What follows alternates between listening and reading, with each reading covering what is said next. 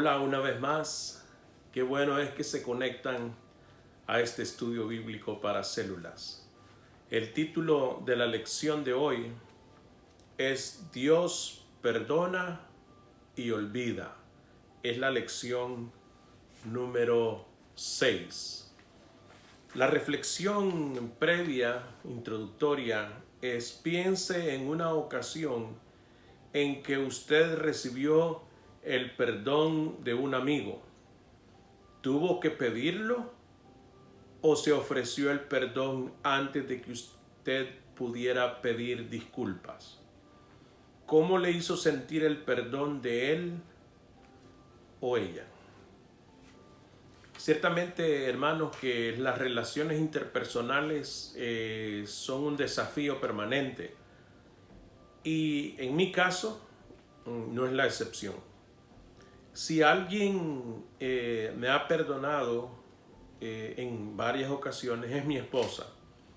De hecho, un concepto acerca de matrimonio es dos personas decididas a perdonarse. Eso es un matrimonio. Un hombre y una mujer que han decidido perdonarse. Y obviamente, en mi experiencia personal, he tenido que llegar al convencimiento de que algo hice mal, identificarlo y solicitar el perdón. Cuando mi esposa me ha perdonado, pues obviamente la satisfacción es grande, el descanso, la paz, la restauración de la relación se vuelve algo tan agradable, hay comodidad y se restablece la relación. Y en tu caso, ¿cómo ha sido, querido hermano? ¿Qué ha sucedido cuando te han perdonado? Bienvenido a este estudio.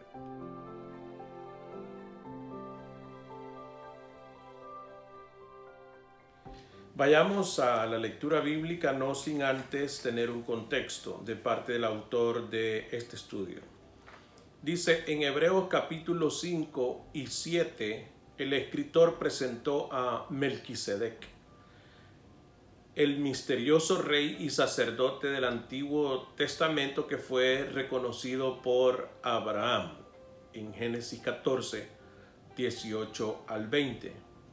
El sacerdocio de Melquisedec fue una de las pistas de Dios que revelaban su plan más amplio para el mundo.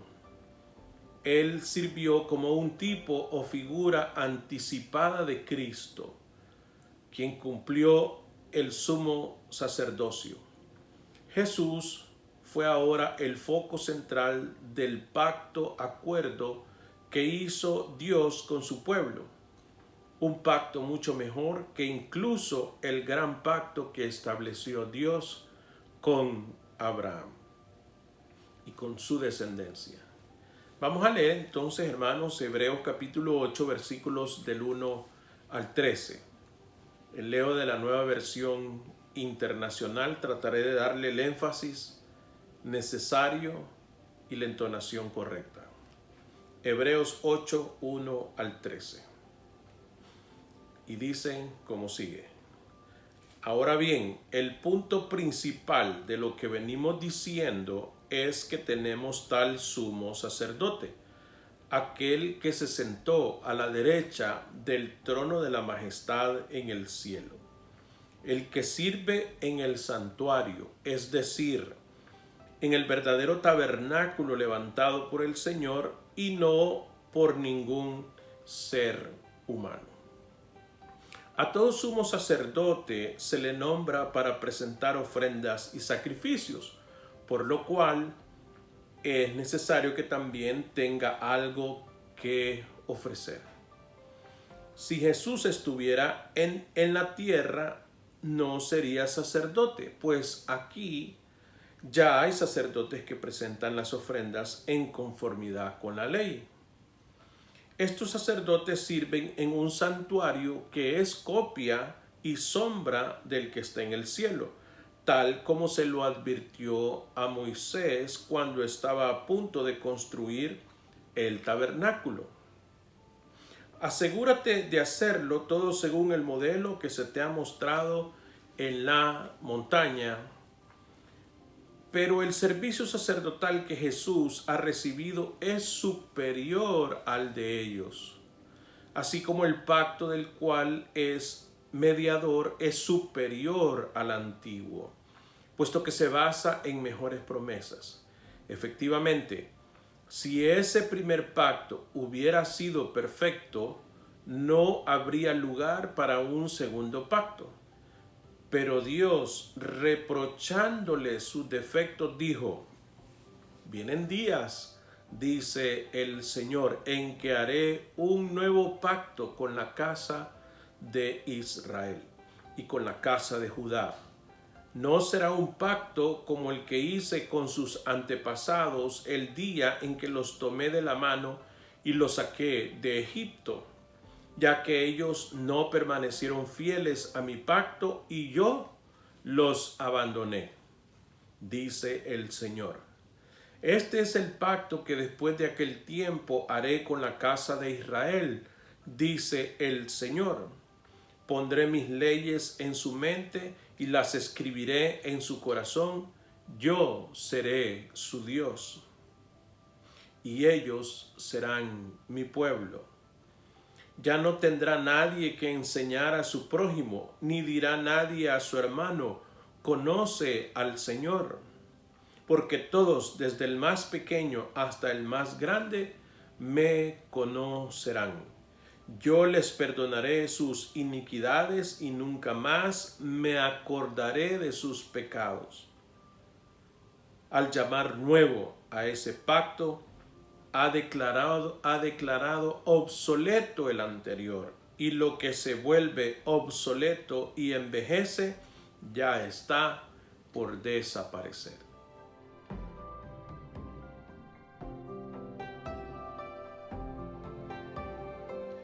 Vayamos a las preguntas que hacemos al texto. Dice la primera pregunta: ¿cuáles son los deberes de Jesús como sumo sacerdote y cómo los cumple? En Hebreos capítulo 8, versículo 3 que acabamos de leer, dice: a todo sacerdote se le nombra para presentar ofrendas y sacrificios, por lo cual es necesario que tenga algo que ofrecer. Jesús se ofreció a sí mismo. Él es el Cordero de Dios, dijo Juan el Bautista, y lo registra el Evangelio de Juan en el capítulo 1, versículo 29.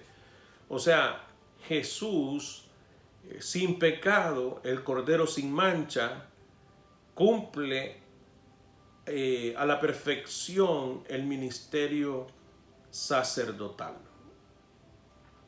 Segunda pregunta: ¿por qué es la obra sacerdotal de Jesús mayor que la obra de otros sacerdotes? Vayamos a Hebreos capítulo 8 y en el versículo 5 al 6 nos dice: estos sacerdotes sirven en un santuario que es copia y sombra del que está en el cielo, tal como se le advirtió a Moisés cuando estaba a punto de construir el tabernáculo.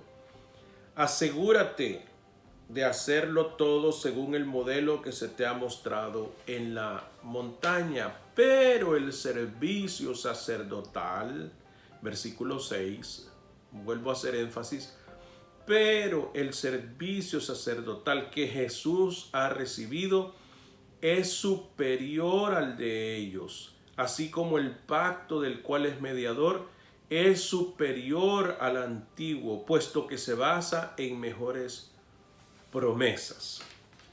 Por esa razón, hay una diferencia entre el pacto antiguo y el nuevo pacto.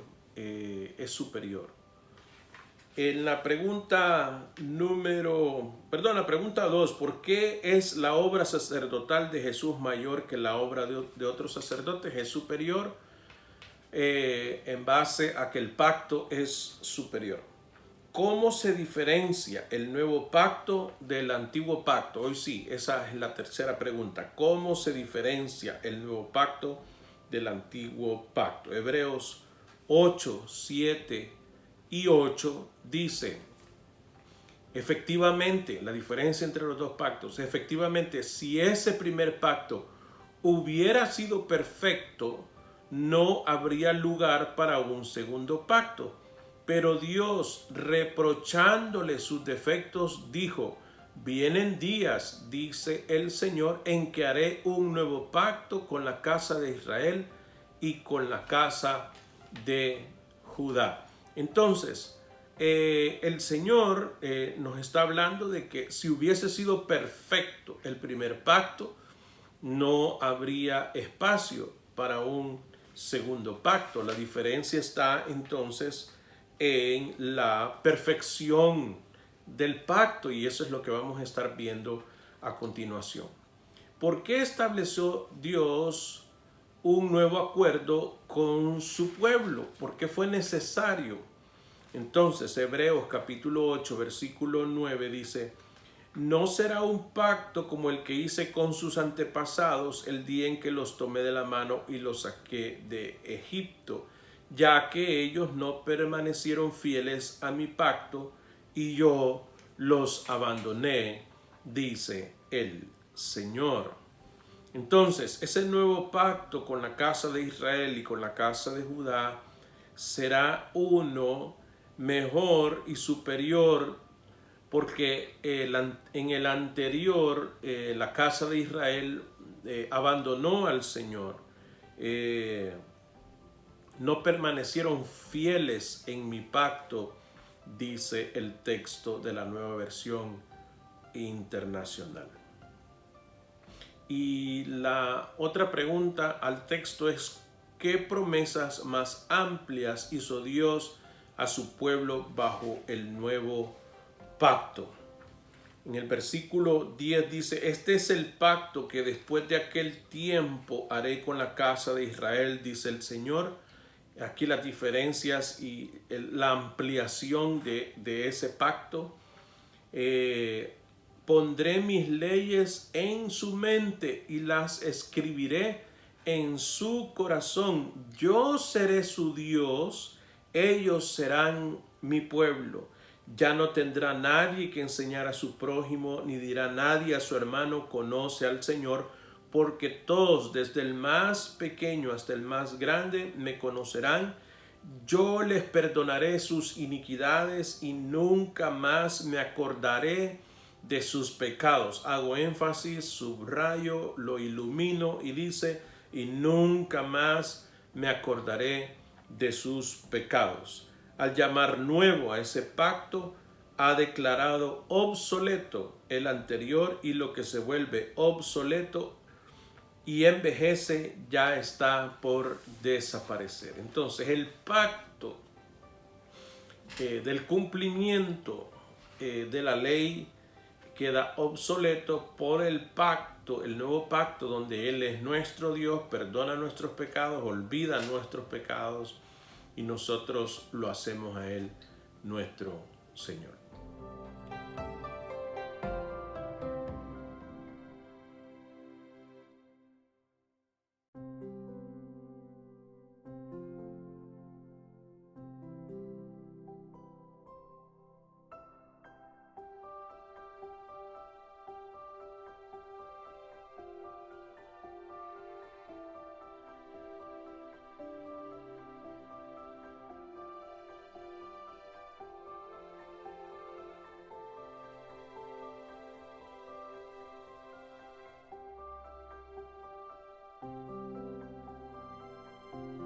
Vamos al punto de reacción, pero antes una historia de inspiración. Dice el autor del estudio, yo agradecí hoy al Padre por su misericordia. Empecé haciendo una lista de los pecados que Él había perdonado. Agradecí a Dios por perdonar cada uno de mis tropiezos y caídas. Mis intenciones eran puras y mi corazón estaba lleno de gratitud. Pero mi conocimiento de Dios era erróneo. Fue cuando usé la palabra recuerda que me di cuenta. Dios no solo perdona, Él no recuerda, Él olvida. Él borra la pizarra, Él destruye las pruebas, Él quema el microfilm, Él limpia la computadora, sus memorias en la computadora. No, Él no recuerda, pero yo sí, y usted también. Usted todavía recuerda, usted es como yo, todavía se acuerda de lo que hizo antes de cambiar. En el sótano de su corazón acechan los fantasmas de los pecados de ayer, los pecados que confesó, errores de los cuales usted se ha arrepentido, daños que ha tratado de reparar lo mejor posible. Y aunque usted es una persona distinta, los fantasmas todavía persisten. Aunque ha cerrado con llave el sótano, aún lo persiguen. Flotan para encontrarse con usted, asustando su alma y robando su gozo. Con susurros mudos le recuerdan los momentos cuando usted se olvidó de que era hijo. Fantasmas de las trampas de ayer, espectros maliciosos que sugieren astutamente, ¿realmente has sido perdonado? Por supuesto, Dios se olvida de la mayoría de nuestros errores, pero ¿crees que Él realmente podía olvidarse de la vez en que tú... ¿Estaba exagerando Dios cuando dijo que echaría nuestros pecados tan lejos como está el este del oeste? ¿Cree usted realmente que Él haría una declaración como no les tomaré en cuenta sus pecados? Y luego restregar en nuestras narices cada vez que le pedimos ayuda, restregarnos nuestros pecados del pasado en la cara. Mire, Dios es el Dios de la gracia perfecta, ¿o no es Dios? La gracia olvida, punto. El que es amor perfecto no puede guardar rencores. Si los guarda, entonces no es amor perfecto. Y si no es amor perfecto, entonces mejor deje de leer este libro y váyase de pesca, porque ambos estamos siguiendo cuentos de hadas, pero yo creo en su olvido amoroso y creo que Él tiene una gentil mala memoria. Preguntémonos ahora entonces, ¿qué espera usted generalmente cuando le pide perdón a un amigo? Desde el momento mismo en que uno ha elaborado en su mente y en su corazón el solicitar perdón, pues quiere conseguir una respuesta positiva, afirmativa, sí te perdono. Aunque algunas veces uno diga, bueno, aunque no me perdone, pero le voy a dejar saber que me siento mal, que me siento apenado, me siento avergonzado, porque sabemos que los seres humanos pueden reaccionar de diferentes maneras. Sin embargo, el propósito final cuando uno solicita un perdón es una respuesta positiva. No hay nada más dulce que escuchar, sí, te perdono. ¿Qué podemos esperar de Dios cuando le confesamos nuestros pecados? Bueno, si honestamente nosotros pedimos perdón por nuestros pecados, seguramente Dios nos va a perdonar. Eso es lo que podemos esperar, perdón de parte de Dios, sin lugar a dudas. Porque si dudamos, como lo veíamos en Santiago, estamos pecando. De ahí que el que duda no recibe, dice la Escritura. Pero nosotros, basado en lo que hemos aprendido de la gracia de Dios, podemos estar seguros de que nuestro sumo sacerdote perfecto, nuestro Señor Jesús, se olvida de nuestros pecados. ¿Cómo puede recordar que Dios le ha perdonado y no le toma en cuenta su pecado? Bueno, gracias a Dios, gracias al Señor, que esto no solamente es de memoria, sino que ha quedado escrito, establecido. Y por lo menos le voy a dar 3 textos que a mí me ayudan a recordar que Él me ha perdonado. Isaías capítulo 1, versículo 18. En otras palabras, ¿cómo yo me recuerdo que Él me ha perdonado? A través de las Escrituras, a través de la carta de amor creíble que es la Biblia. Isaías 1, 18 dice: venid luego, dice Jehová, y estemos a cuenta. Si vuestros pecados fueren como la grana, como la nieve, serán emblanquecidos. Si fueren rojos como el carmesí, vendrán a ser como blanca lana. Si yo vengo pronto a Dios y pido perdón, entonces Él perdonará mis pecados. Tan rojos como fueren, los va a hacer blancos. Primera de Juan, capítulo 1, versículo 9, dice que si confesamos nuestros pecados, Él es fiel y justo para perdonarnos y limpiarnos de toda maldad. Y el concepto más claro que yo tengo de toda es toda maldad. Y Miqueas capítulo 7, versículo 18 dice: que Dios como tú, que perdona la maldad y olvida el pecado del remanente de su heredad. No retuvo para siempre su enojo, porque se deleita en misericordia. Este texto es claro y dice que olvida el pecado. Esa es la manera que nosotros podemos entonces recordar que Dios nos ha perdonado. Y hay muchos más textos donde se nos habla del perdón de pecados y del amor de Dios. ¿Por qué a veces dudamos del perdón de Dios?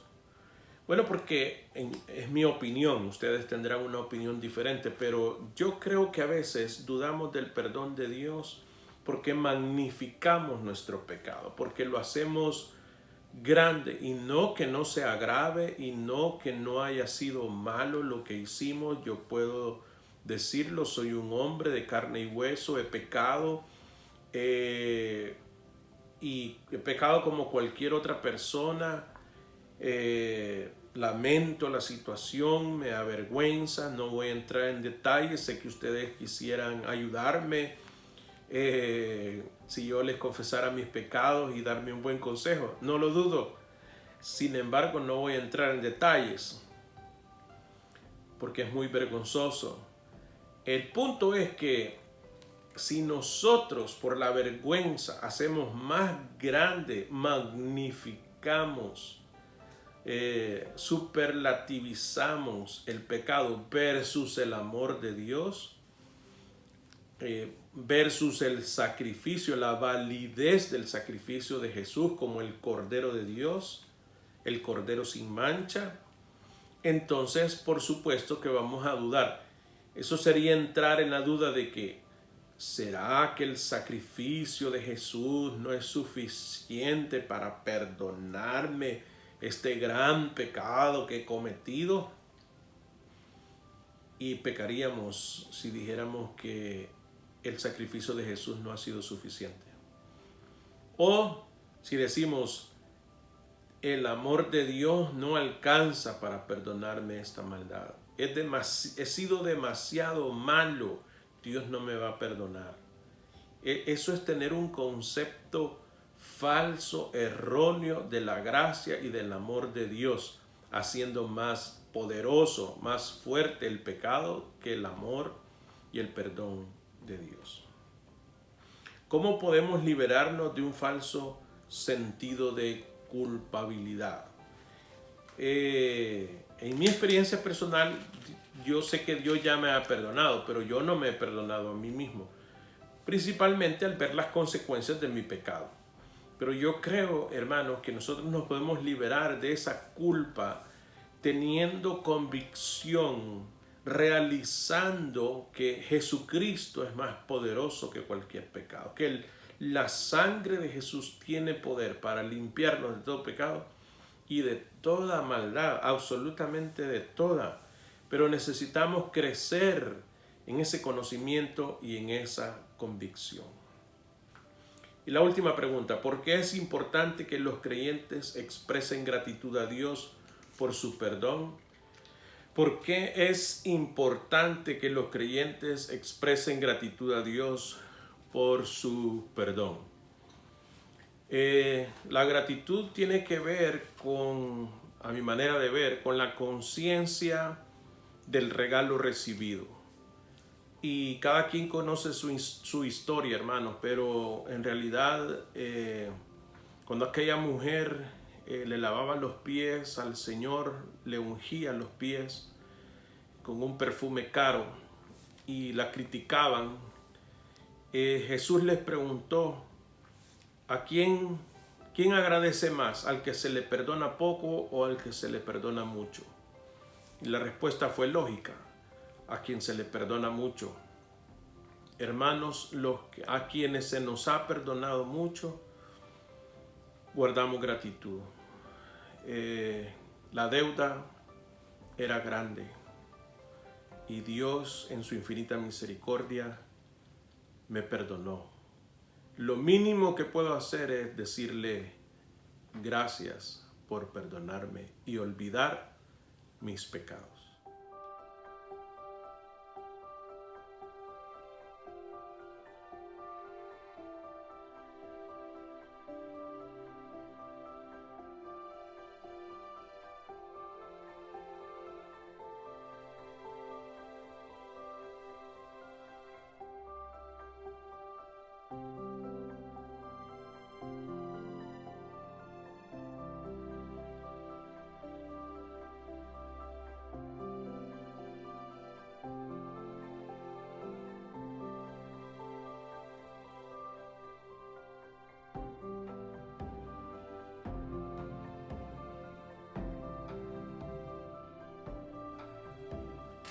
Ya terminando, hermanos, lecciones de la vida, Dios no solo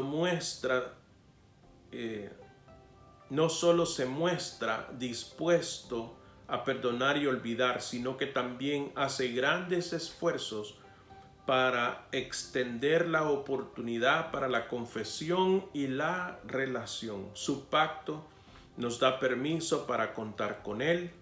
Dios está decidido a formar un pueblo con el cual pasar la eternidad y ningún obstáculo impedirá su plan.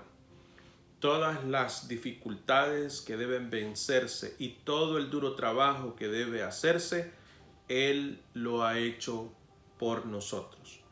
Y Él no tomará en cuenta nada de ello. Tenemos su palabra, no me acordaré de ellos, refiriéndose a nuestros pecados. Y una sugerencia para el final, en el tiempo de oración. Gracias, Padre, por tu perdón y tu gentil olvido. Enséñanos a confesar nuestros pecados rápidamente, a aceptar completamente tu perdón para que podamos disfrutar una relación restaurada contigo y entregar cualquier sentimiento de culpa o autocondenación. Que experimentemos el gozo y la libertad que trae tu perdón. Y yo digo, amén. Disfrutemos nuestra relación con el Padre Celestial a través del sacrificio efectivo de Cristo Jesús. Él está vivo y porque Él está vivo, nosotros viviremos. Gracias por unirse a este estudio. Que Dios les bendiga.